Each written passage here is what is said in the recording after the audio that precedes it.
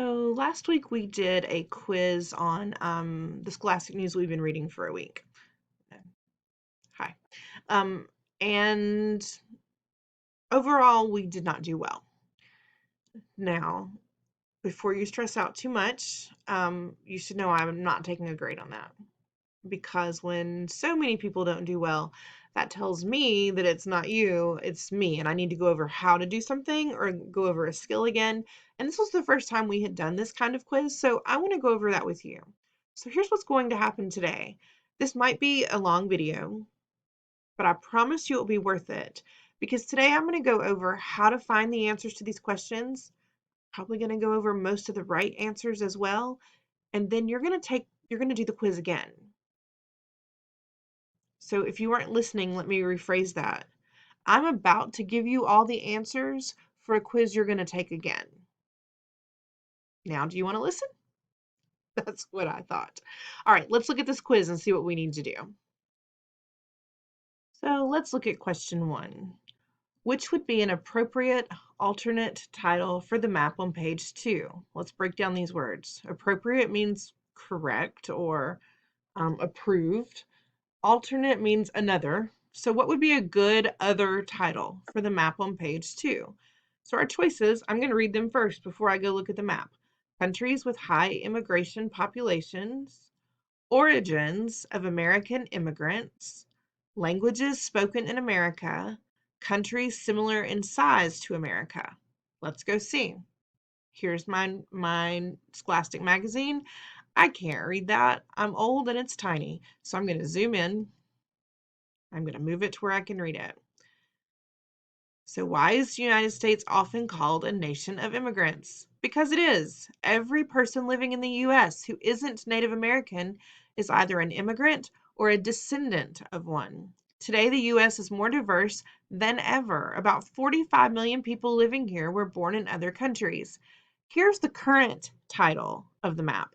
Top 5 countries of birth for immigrants in the U.S. in 2017. The top 5 countries of birth for the immigrants who live in the United States in the year 2017. Before I even look at the map, is this telling me about other countries and their immigrant populations? No, it's in the U.S., so it can't be this one. Origins of American immigrants.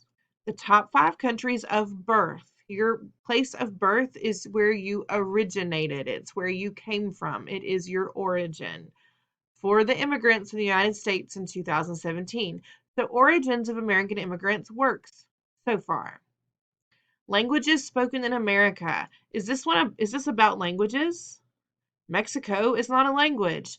El Salvador, not a language. India, not a language. It's the top 5 countries, not the top 5 languages. So that won't work. So far, this is still the only one that works. Countries similar in size. Does this country look like it's similar in size to this country? How about this little speck of a country here?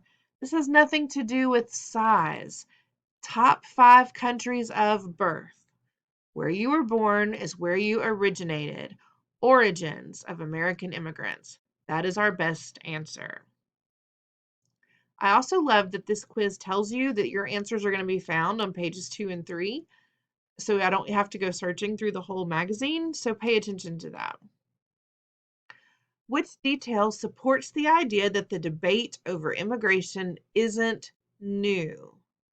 Immigrants helped build railroads. Okay, well, I can kind of get on board with that one because we started building railroads a long time ago. So that's an okay answer. It's not trash. I'm going to keep it in the possible pile. Benjamin Franklin worried about German immigrants. Well, Benjamin Franklin came along before railroads, so that also tells me that immigration isn't new. And he was worried about what the German immigrants were going to bring to the new country. So that's good. Most of today's immigrants come from Mexico. This question asks how we know that the debate over immigration isn't new. So talking about a problem with today's immigrants doesn't help me know the history of immigration. America has always welcomed immigrants First of all, we've read this article, so we know this isn't quite true. Definitely not true today.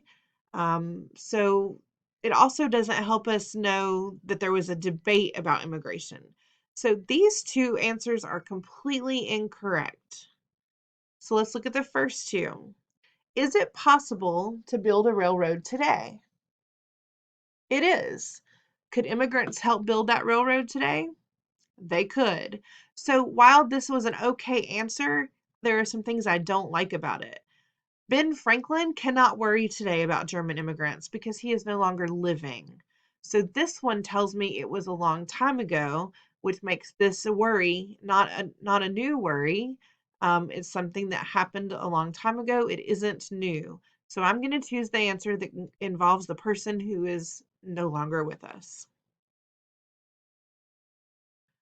Why does the author include the names of three major companies in the third section? Well, before I read the answers, let me just glance at this section. So I've got Apple and Google and Amazon, and the title of this section is But Haven't Immigrants Helped America? It's super short. I'm going to skim through it really quickly. In many ways, immigrants helped build the U.S., from railroads and bridges to subways and skyscrapers. Immigrant laborers on the nation's farms and in its factories and mines helped the U.S. economy become the world's biggest. Today, about 1 in 6 workers in the U.S. were born in another country. They're doctors, lawyers, and engineers, and they work in every other field too. Some of the largest American companies, including Amazon, Apple, and Google, were started by immigrants or the children of immigrants. They included these three large companies because all three of those companies were either started by immigrants or children of immigrants. To show that immigration rates may have grown recently, nothing about this was about numbers of immigration rates, so this is a trash answer. To inform readers which companies hire immigrants. Um, Thousands of companies hire immigrants. This is not a list of companies who hire immigrants. That's a trash answer. To emphasize the positive influence of immigrants, possibly because they're doctors, they're lawyers, they're engineers, but we want to know why they included the names of three major companies. And I think we found this out because they were started by immigrants, and that's a positive influence that immigrants had. Does it persuade you to support these companies? Nothing in here tells us why we need to support these companies. It just gives us information about how these companies were started. But I think the best answer is to emphasize the positive influence of immigrants. Look at all that they've done, from building our infrastructure to having jobs that are beneficial to our country to starting three of the largest companies in America. That's their positive influence. Number 4, if something is a burden, well, if I don't know what this word means, then I need to find it in this article. Um, I helped some of you in face-to-face class discover where this is. Actually, one of you helped me discover where it was. It's going to be here in this section, number 5. A 2019 national survey shows that Americans have different opinions on the issue of immigration. 62% of Americans said immigrants strengthen the country because of their hard work and talents. 10% said both of these things. Let's look at what this other thing is. 28% said immigrants burden the country. So they burden, this is our word we're looking for. How do they burden the country? They burden the country by taking jobs, housing, and health care. So burden in this case is definitely a negative thing. If you're taking away jobs and you're taking away housing and you're taking away healthcare, those are negative things. So let's find an answer over here. If something is a burden, it causes issues. Well, these are the issues it caused, right? No jobs, no housing, no healthcare. If something is a burden, it's extremely large. Large things can be a burden, but are all burdens extremely large? I don't like this answer. If something is a burden, it involves traveling. Nothing in this was about traveling, except for that people were immigrating to the country. But here we're talking about the people, not about the activity of traveling. If something is a burden, it lasts a long time. Well, not necessarily. Sometimes burdens are short-lived. So I think the best answer here is that if something is a burden, it causes issues. Is this making sense? Do you understand that I'm not having to bring anything super technical to this, like from my own background knowledge, but I'm finding the answers and talking through the answers in the text? And that's what you're going to need to do too. Let's go on to the next article. Our next article is called Welcome to America. We can find it on pages 4 and 5 of our Scholastic News. The first question says, class determined whether immigrants had blank. Well, let's come over here and find where we talk about class. This is not the kind of class you are sitting in right now. This class is different, and we need to figure that out. Let's look here at the article under the section First Stop. On December 3rd, 1936, the ship sailed past the Statue of Liberty in New York Harbor. My grandmother thought the journey was over. For passengers who could afford first and second class tickets, it was. After a short medical exam, they were free to enter New York City. But the poorer, third class passengers, like my family, were ferried to Ellis Island. The U.S. immigration station there opened in 1892. Ellis Island became known as the gateway to America. More than 12 million immigrants, mostly from Europe, passed through its doors. About 98% of them were admitted into the United States. Once my relatives arrived at Ellis Island, they were given a medical exam by doctors. This was, this was one of the most dreaded steps for newcomers to the U.S. Anyone found to be too sick or too weak to work could be sent home. Next, they stood in line, waiting for officials to process their paperwork. My great-grandmother answered a few simple questions, such as where she was from and how much money she was carrying. After a few hours, they were reunited with my great-grandfather, who took them to their new home in Queens. So if you were in the first or the second class, you had the medical exam, but then you were done. They took your name and you went on into New York City and did what you needed to do. If you were poorer and you were in the third class passengers, if you were in the group of third class passengers, you had to go to this other place where you still had to have the medical exam, but then you also had to answer all these questions, and they had to decide if you were too weak or too sick, and would only let you in if you passed their test. So let's look at what our answer choices are. Class determined whether immigrants had to undergo a medical exam. That's not true, right? Because first class passengers, second class passengers, third class passengers, they all had a medical exam. So this is not true. Class determined whether immigrants had to travel by ship or airplane. Ladies and gentlemen, air travel was not a thing when this was happening. So this cannot be true. This is a trash answer. Class determined whether immigrants had to pay for their tickets.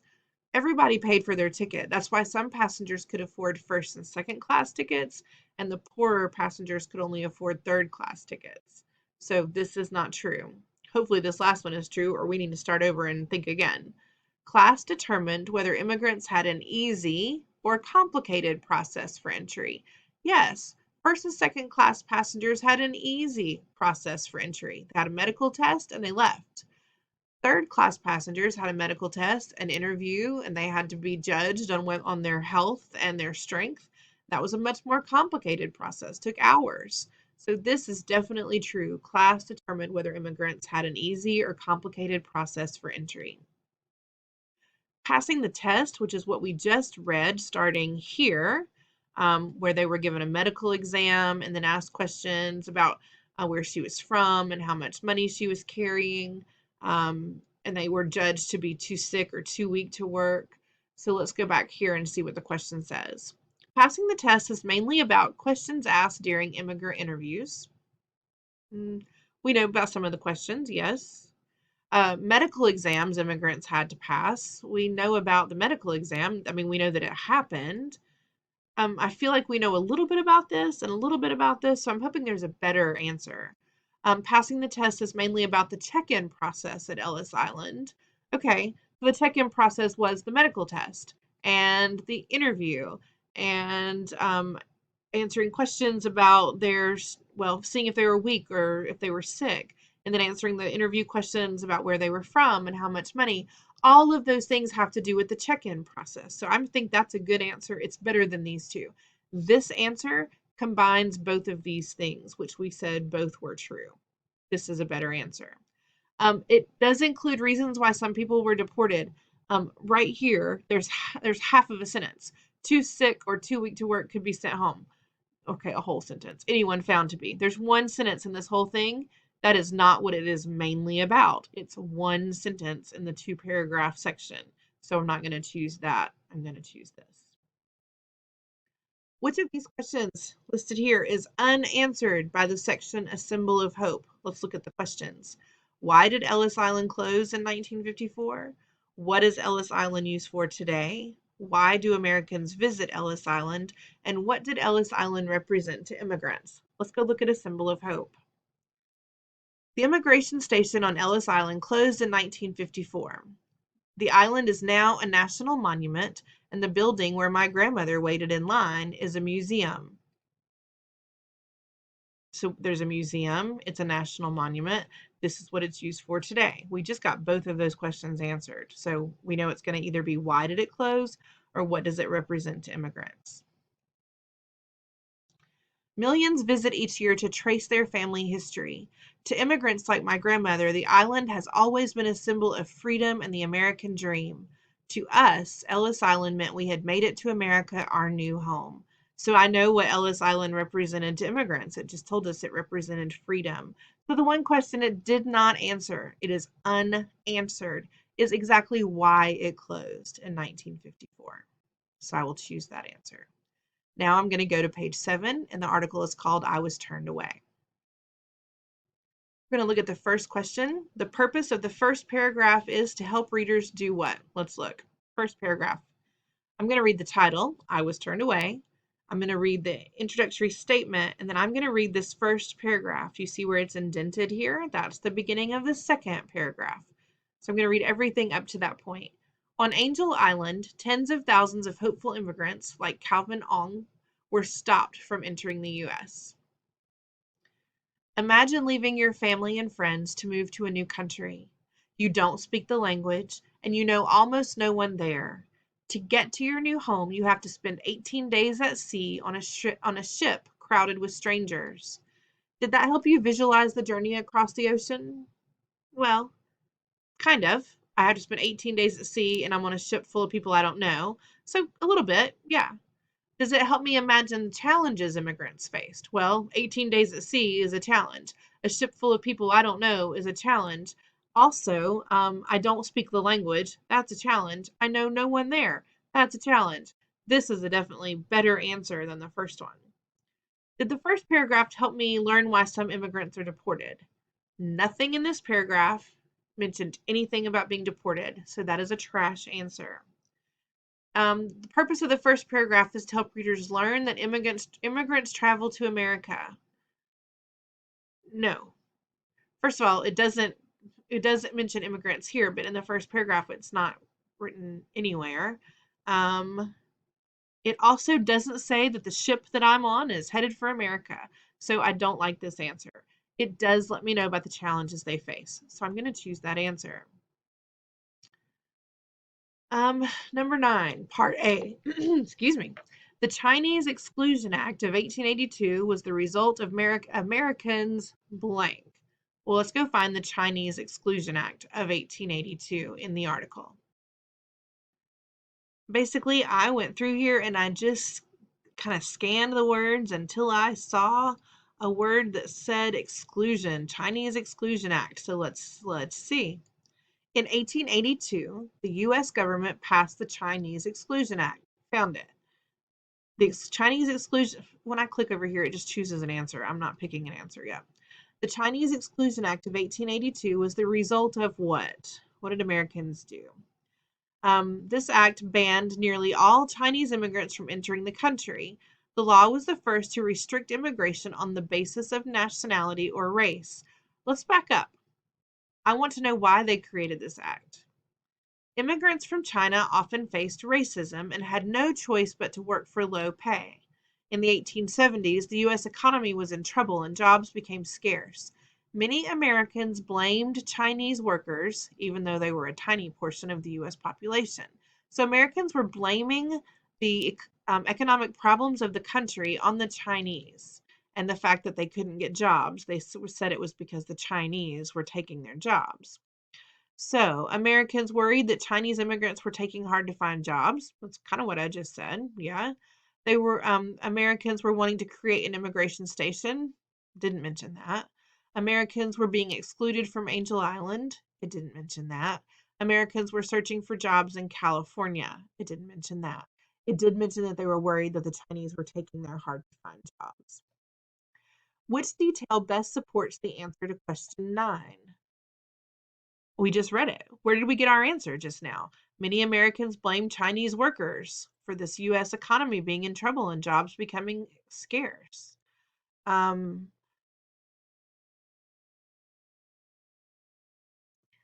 So because we used this sentence, many Americans blame Chinese workers, we know that that's the detail that best supported our answer. That's why we chose the answer we chose. So I'm going to choose it here. Many Americans blame Chinese workers, even though they were a tiny portion of the U.S. population. Ladies and gentlemen, I understand that that was difficult for you on Friday. I hope that you can see now that I didn't hide the answers, neither did Scholastic News. They were all right there. I didn't have to know anything extra. I just had to do a little bit of thinking.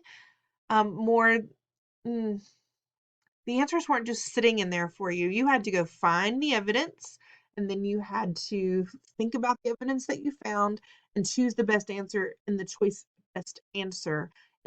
that were given to you. And that's what this is going to look like when we do the quizzes from Scholastic News, which we'll do about every 2 weeks or so, because I think those are really excellent practice questions for our EOG and for things that are coming up sooner rather than later.